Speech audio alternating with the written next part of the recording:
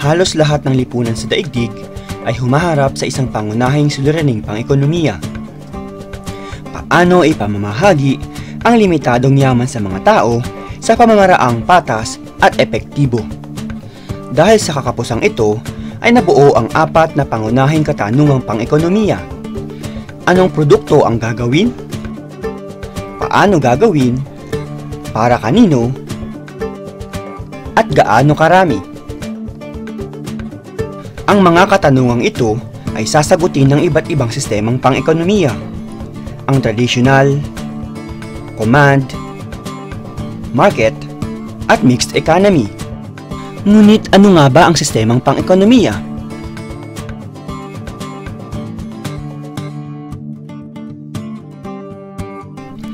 Ang sistemang pang-ekonomiya ay tumutukoy sa isang institusyonal na kaayusan at paraan upang maisaayos ang paraan ng produksyon, pagmamay-ari, at paglinang ng pinagkukunang yaman, at pamamahala ng gawaing pang-ekonomiko ng isang lipunan. Mithiin ng bawat sistemang pang-ekonomiya na makaagapay ang lipunan sa mga suliranin ng kakapusan at kung paano epesyenteng magagamit ang mga pinagkukunang yaman ng bansa. Ang unang anyo ng sistemang pang-ekonomiya ay ang traditional economy. Ang kasagutan sa pangunahing katanungang pang-ekonomiko ay nakabatay sa tradisyon, kultura, at paniniwala.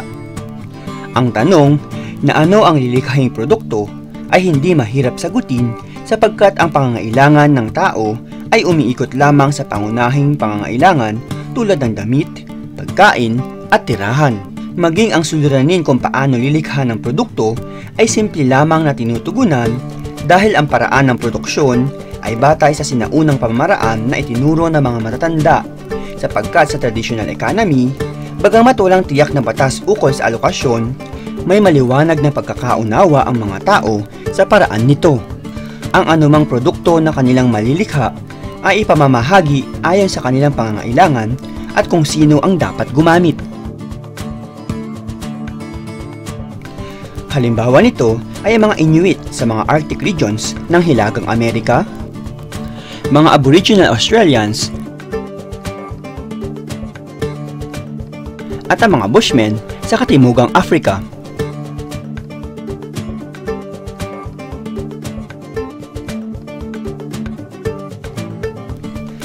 Sa command economy naman, ang ekonomiya ay nasa ilalim ng komprehensibong kontrol at regulasyon ng pamahalaan. Ang pagkontrol ay alinsunod sa isang plano na uukol sa pagsusulong ng ekonomiya na pinangangasiwaan mismo ng sentralisadong ahensya o Central Planning Agencies. Sa katunayan, ang pagpapasya sa proseso ng gawaing pang-ekonomiya ay sentralisado o nasa kamay ng pamahalaan lamang. Tinutukoy rin ng pamahalaan ang mga gagamiting pinagkukunang yaman sa paglikha ng kapital. Samantala, madaling nalalaman ang distribusyon ng kita sa lipunan sa pamamagitan ng pagtatakda ng pamahalaan ng pasahod para sa iba't ibang uri ng hanap buhay. Ang kita naman sa mga lupang sakahan ay maaaring matukoy sa pamamagitan ng pagtatakda ng pamahalaan sa halaga ng mga produktong nagmumula rito. Ang patakaran sa command economy ay pinatupad sa dating Soviet Union. Sa kasalukuyan, nananatiling may ganitong sistemang pang-ekonomiya sa Cuba at North Korea.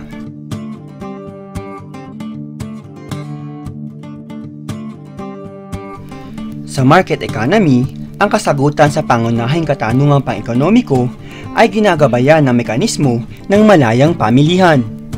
Sa ganitong sistema, ang bawat kalahok, consumer at producer ay kumikilos alinsunod sa kanilang pansariling interes na makakuha ng malaking pakinabang.